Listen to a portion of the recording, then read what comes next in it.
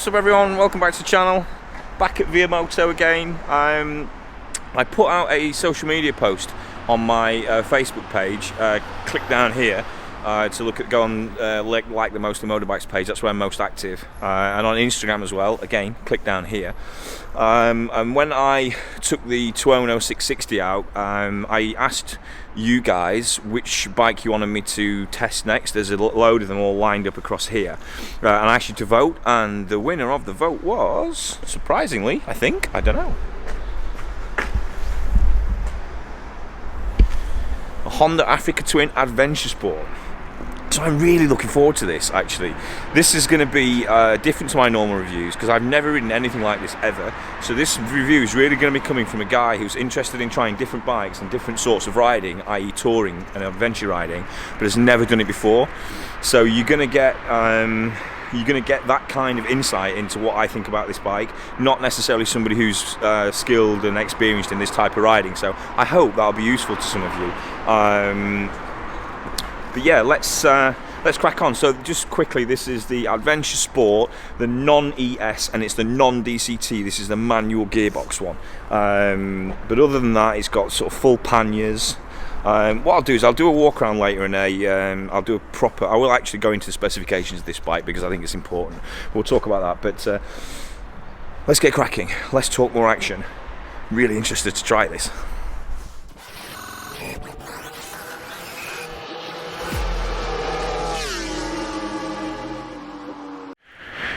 Right, so the first thing I thought about this bike when I knew I was going to test it is it going to be massive and heavy and awkward? Let's see. Okay, feels okay. So there's 3 different seat height options on this. You can get the normal one, the lower one and the higher one, so it caters for everybody. This is the normal one. So turning the bike on, it looks pretty complicated here. I'm sure we can figure that out. Ooh, sounds nice. So what I'm going to do is what I normally do. I'm going to take this bike for I'm going to give you my initial impressions. First 5-10 minutes, I'm going to ride it a bit. And then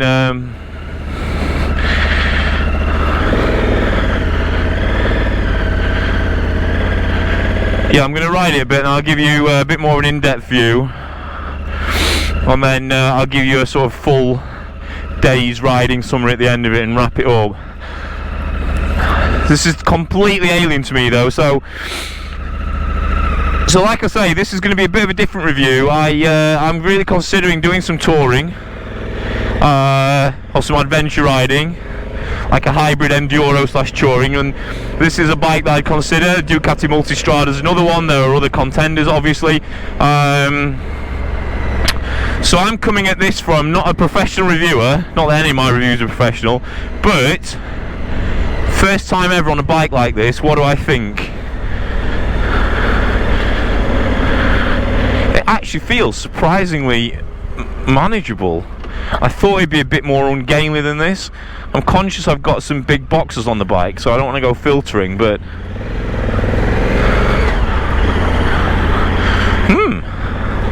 alright, immediate impressions are okay, very good.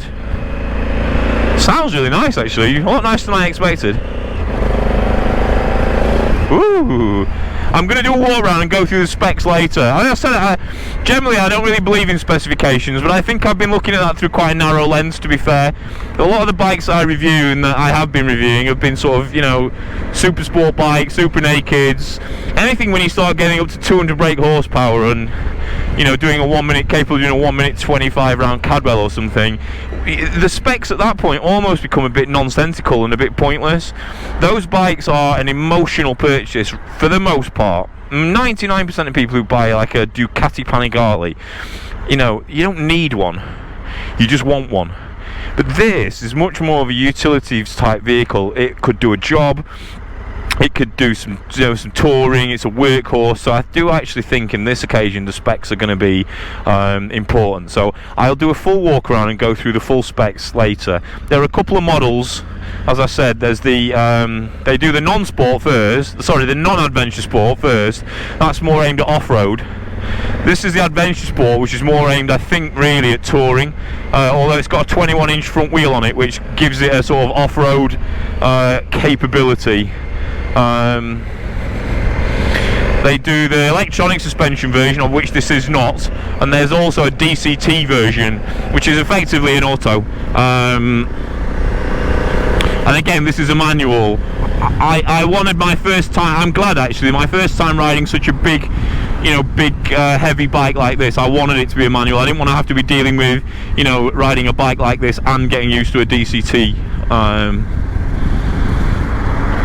So, quick mid-range test, 4th gear chug along. Nice. Very nice. It's got 100 or so horsepower, I'll go through that later, but the first thing I'm going to do is I'm going to jump on a motorway. I'm going to do some miles on it, I'm going to do some touring. And I can tell you at 60 now, I'm getting hardly any wind buffeting. This is really comfortable. So initial impressions, right, straight out the dealership, it's not as ungainly and heavy as I thought. It feels manageable, feels nice and torquey in the mid-range, sounds really nice. The controls look quite complicated, but frankly, like I had the analogy I give to that is that I've been used to driving BMWs with their iDrive system, and then I bought an Audi with their system, and it took me a week to get used to it. Once I was used to the Audi, it's kind of like second nature then. So I don't think that'd be an issue once you figure it out. I think that's a bit nitpicky to say it's complex, but from an owner's point of view, you'd learn it pretty quick. My feet are sat lovely and forward. I feel like I'm almost like I'm in a chair, like a nice little armchair. Super, my ankles are sort of almost parallel with my shoulders. I'm sat nice and upright. Arms are completely relaxed. Comfort is outstanding. The other thing that's occurred to me straight away is the build quality. The fit and the finish and the paint and switchgear and everything. Yeah, I know it's a Honda, I get it. They're always going to be good, but this feels beautiful, really good quality. Yeah, so those are my first impressions. Really, the standout is the comfort. Surprising is that it's not as heavy and sort of weird to get around as I thought it was going to be. The mid-range is nice. And the build quality feels lovely. So I'm going to hop on a motorway now, and I'm going to go and do a good few touring miles on it, and see how we get along. So you can change the view on the dashboard as well to different user modes. So there's 4 different riding modes on here. This is off-road, gravel, urban, and touring, and then you've got 2 pre-configurable ones as well that you can set up all the different tranklements, all your different settings to appease what you want out of the bike, basically.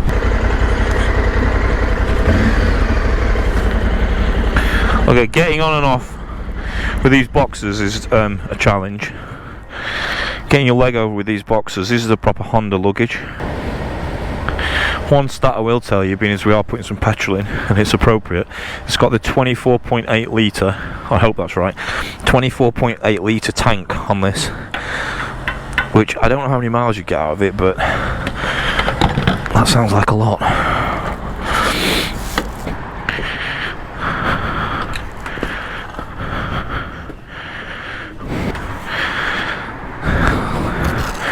Right, so before I forget as well, I want to make sure I give a massive thanks to Gary again and the Via Moto team. These guys have been supporting me for a while now and lending me bikes and stuff. I'm really, really grateful to them. Right, hit your grips, here we go.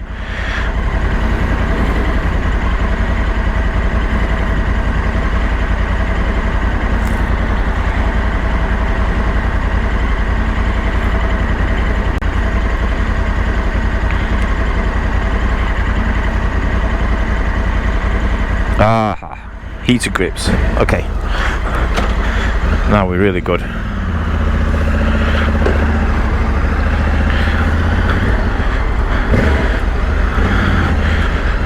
Right, so let's go on the motorway. So yeah, there's a couple of minutes of just faffing around with a couple of buttons then. I just figured out how to get heated grips on and use that function menu thing. It's not that complex.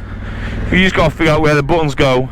I do not like where the indicator thing is. Look at the shit on this roundabout. Christ.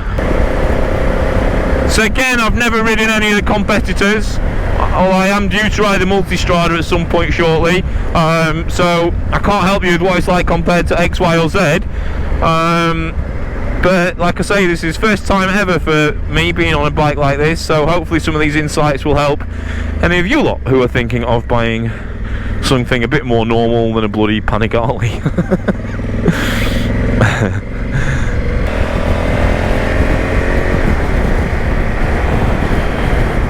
Well, let's go and sit on here for a bit, and I know a way down to some nice country lanes as well, so we can do a stretch of motorway and come off and do a loop round on some really nice sweeping, twisty, mixed roads as well, so this will be fun. I'll report back in a bit. So okay, so look, sat on the motorway, it feels lovely. I'm getting no buffeting on my head. I'm getting a little bit on my shoulders, but I'm a pretty broad-shouldered person anyway. I'm a big lad. You know, I'm 6 foot. For everyone always asks me this: how big are you? How tall are you? I'm 6 foot exactly, and I'm about 16 and a half. I'm in a lockdown 17 stone now. So I need to shift a few pounds, but you know, I'm quite a big lad. I'm getting a little bit of buffeting from the side, but that being said, it's a very windy, horrible day today. It might not show up on the GoPro, but the weather is awful. It's cold, it's damp, it's drizzly, and it's blowing a gust, so the wind I'm feeling is just the gusting side to side. The actual pocket, this pocket that I'm in here, is beautiful. There's cruise control, so you just hit the cruise control button, and then the set button, same as in your car, away you go, don't take both hands off. The windscreen's adjustable, but for me it's good. You've got a USB socket there, you've got Apple CarPlay if you plug your phone in. Amazing. There's a 12 volt, and you can see there's a 12 volt socket there as well, if you want to, I don't know, put a kettle in it. Oh yeah, mirrors are amazing. They're better than my car mirrors. I'm getting the hand covers are protecting my hands. The heater grips are lovely and warm. This is a grand bike for doing some miles on, I'll tell you that now. What I'm interested to know though, if I'm honest, moving it around at slow speeds was, I was a bit nervous at first because of the weight, and I didn't want to drop it. But as I relax, it's actually okay to move around at slow speeds. You know, you've got to be conscious that you are riding something that's pretty big, but it's not hard to manage. But I'm interested to get it in some bends, which I'm going to do shortly, and the roads are not ideal for hooliganing round some bends, but it'll give me a good sense of confidence building. Let's jump off this motorway shortly and go and head out some more twisty roads. Right, let's go and have a walk around of this first. See what you think of the looks of it. Let's talk about specifications. It's amazing on the motorway. That was really impressive. Let's go and throw a few twisties at it, but once we've had a quick look around it. Let's go down here.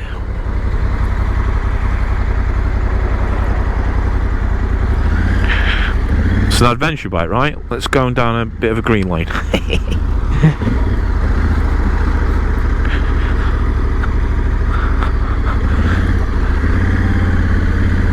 So this is a good point, right? This is exactly what this bike's for. By the way, this is a legal byway. I know this byway very well.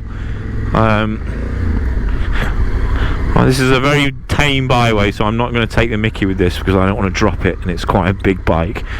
But just to show you how it performs, it's really comfortable. Let's park up here.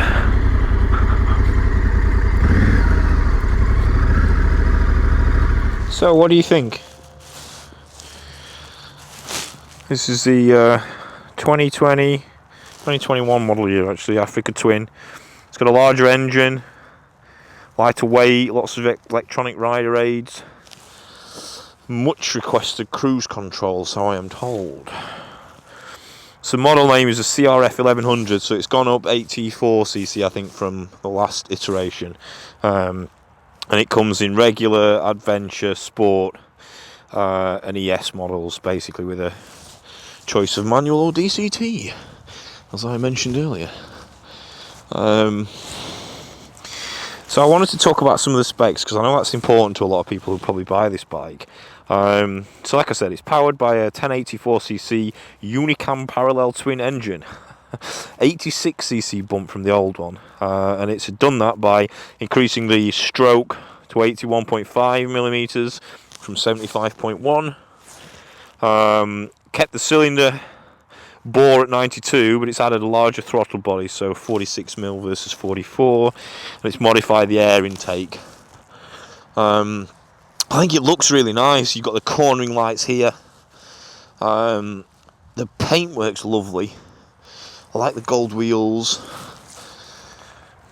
Love the white frame. That looks really good. Look at that. Yeah. So the ECU is updated as well. Fuel injectors were re-angled. Honda's also revised the cylinder head, optimised the valve timing, increased the intake valve lift to 10.1mm. I hope you're all loving my specification skills today. This is not my thing. Yeah. So it's obviously Euro 5 now. Use the exhaust uses a single inlet and dual outlet. It's got an exhaust control valve on there as well. Sounds really nice. Claimed powers of 101 horsepower at 7,500 RPM, which is about 7% up on the previous model. Torque of 77 pound-feet at 6,200 RPM. Now, this is like where I get a bit annoyed with specs, because it's a nonsense number to me. The horsepower, okay, give you a rough idea, but you need to ride the bike. Is it enough for what you need? I just accelerated onto a slip road down there, and I was really, really pleasantly surprised at how much poke it had got. And I sat thinking, well, for me, for what anyone in my head would use this bike for, it's plenty. Yeah, like I said, it's got a 6-axis IMU, and it processes the Africa Twins movement and orientation. It allows for more improved DCT shifting, traction control, cornering ABS, anti-wheelie control, rear lift control. And for the Adventure Sport ES, there's electronic suspension and cornering lights. Obviously, cruise control standard on all four. So, they're sort of basic specs for you. I hope that's kind of what you want. Like I say, there are a couple of different models, but this is probably the one that most people will buy. This one's also got the Honda panniers and top box on. This is my camera bag. That fits nicely in there. There's loads of room in there. You could definitely get a packed lunch in there. And your, I don't know, whatever you'd put in there. There's another little Honda bag here for some stuff. That's nice. Doesn't get in the way. Let me get the key. This dashboard is full TFT. This is a full TFT dash. Look at that. That's pretty cool. Touch screen. It works with gloves. Yes. If I had my gloves on, that would work. If you tap up here, you can go into settings. You can sort your phone, media settings, riding information. I'm not going to go into all that. But suffice it to say, it's really clear, really nice. You adjust the screen here. You have to push both of these in at the same time. And then, let's go back here. You've got various different buttons on here, which you're going to have to go and figure out yourself. If you look here, like this one here, and then I just move up and down, move things left and right, change the traction control by using this here. You know, it's not hard. This looks a bit busy. I grant you, it does look a bit busy. But trust me, I promise you, once you've used it for a couple of days, I mean, I've been on this half an hour to an hour, and I've just had a little faff with it. And I'm pretty much getting the hang of it now. I learned how to turn the heated grips on in 2 minutes. The ride quality is fantastic as well. I didn't mention that earlier. The suspension, this isn't electronic suspension, but it feels beautiful. It's so comfortable. I've just come down here, look at all these bumps.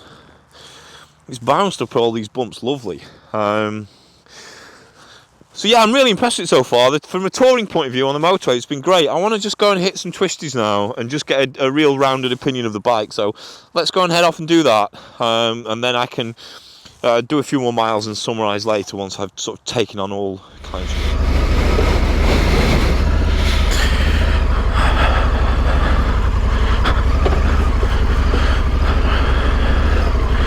Right, there we go. Some adventure riding for you on this adventure bike.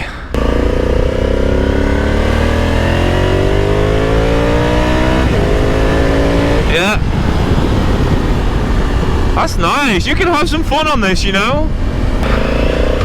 This little section of road where I'm taking you now, this little drive, it's local to me, but I'm really familiar with the road, so I've ridden a lot of bikes down here, albeit none as big as this, but it would be a good little comparator for me to understand how it behaves.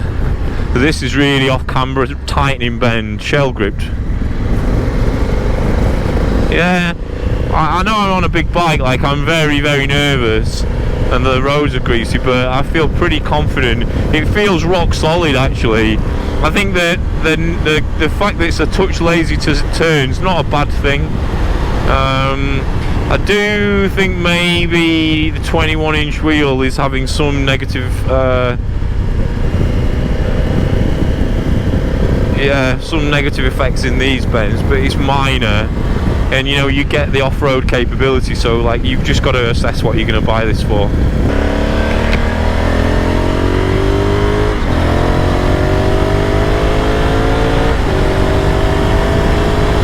Surprising power, and that's why you don't look at spec sheets. Or don't make a judgment. Don't buy a bike off a spec sheet, I should say. By all means look at them, but don't make a decision based on a spec sheet. This has got more poke than 100 brake horsepower would have you believe. Trust me. Have a go on it. Yeah, I mean this is good.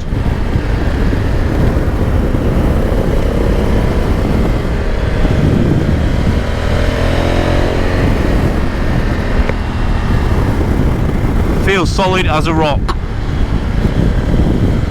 Say not massively quick steering, but do you want that in a bike like this? Probably not. Yeah. Okay, I'm sold. This is a litmus test for me. It's done everything well now. It's done everything well. Right, so we've been out on this bike for a few hours now, and I feel like I'm used to it. I've got to know it a little bit, feel confident on it. It's time to sum up my my thoughts. This is a great bike.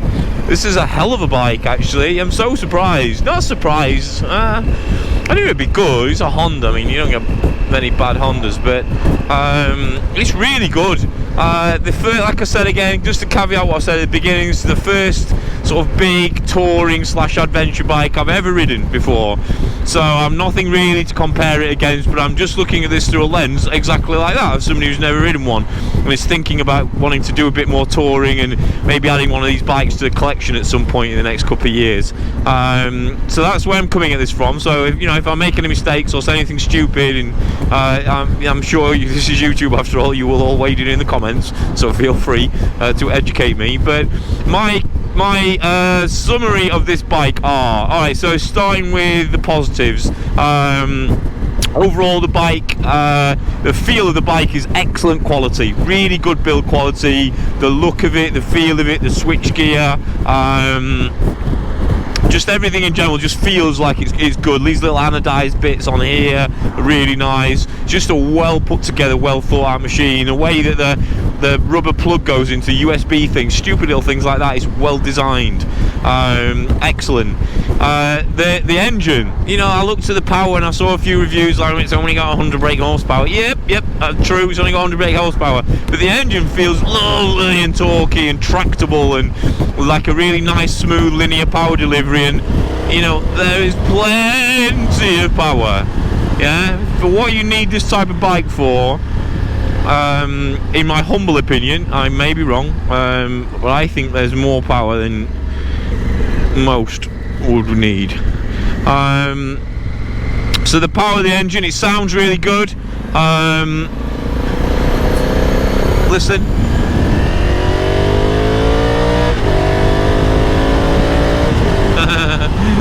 sounds really nice. So fast. It's really fast, actually. The kit, the equipment on it's brilliant. Heated grips, cruise control is standard. You can get electronic suspension. You can get a DCT gearbox, 3-stage windscreen, which is excellent. CarPlay. All the electronics. It's riddled with electronics. More electronics than anyone knows what they do, being honest. Let's not lie. 6-axis IMU, what does that even mean? Like, there's only 3 axes, for Christ's sake.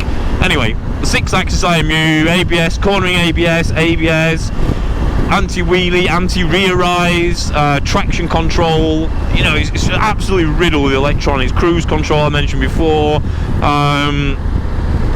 USB, it's got a 12-volt bloody socket, for Christ's sake. What on earth would you want one of them for? But I guess it's good to have. So the kit that you get on it's amazing. The ride quality, the suspension feels awesome. Really comfortable, and the comfort in general, that's probably one of the standout things. I mean, this thing's like an armchair. You know, I'm just cruising along like in a nice leather wingback. It's brilliant. I absolutely love it. Do you know all I need is a bit all that's missing from today is a bit of warm weather and decent scenery.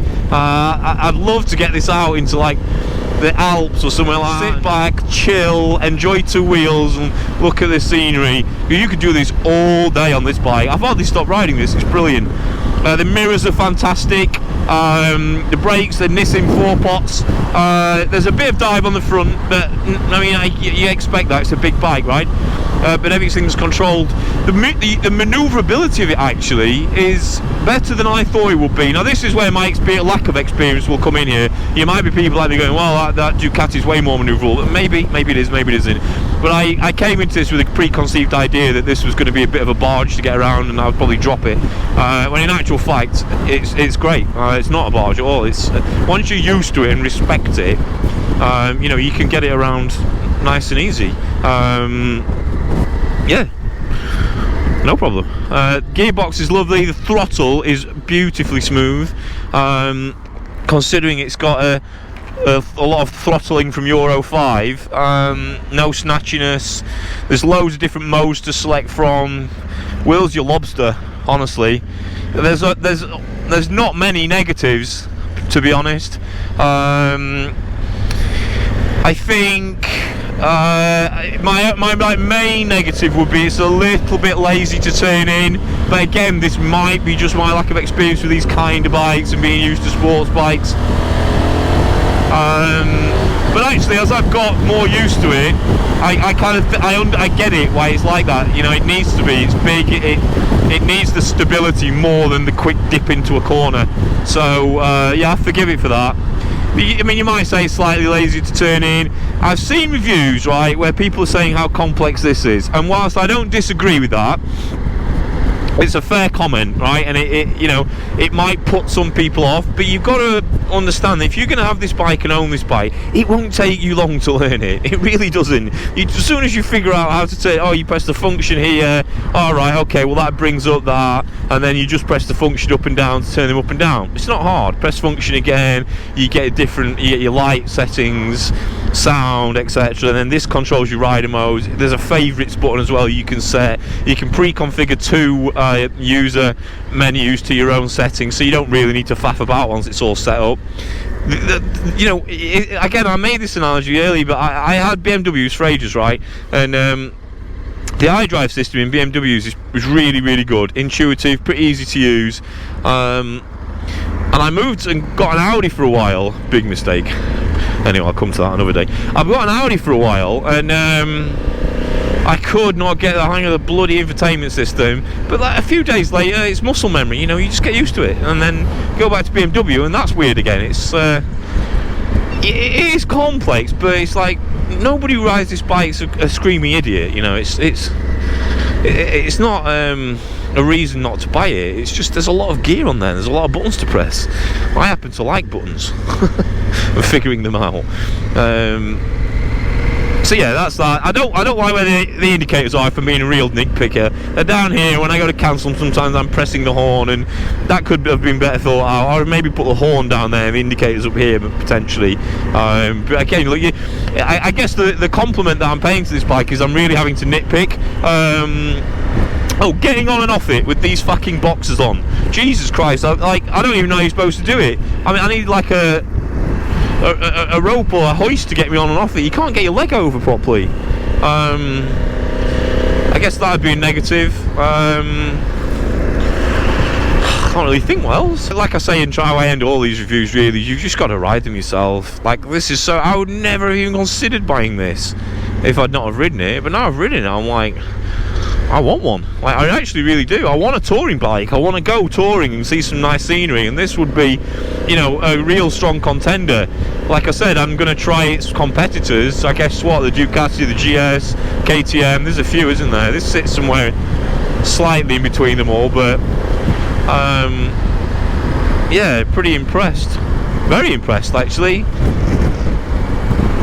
Yeah, look, again, yeah, so that's my summary. Great bike, really like it. There's not much wrong with it. Really pleasantly surprised. Yeah, what a cool bike.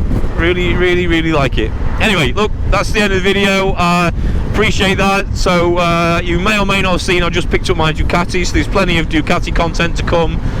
We've got some track days that are going to be starting soon. I'm going to start doing a few more product reviews in collaboration with Via Moto and Oxford Products, so keep your eyes peeled for those. And yeah, the summer is almost upon us, boys and girls. We're nearly there. Alright, look after yourselves, and I'll see you on the next one.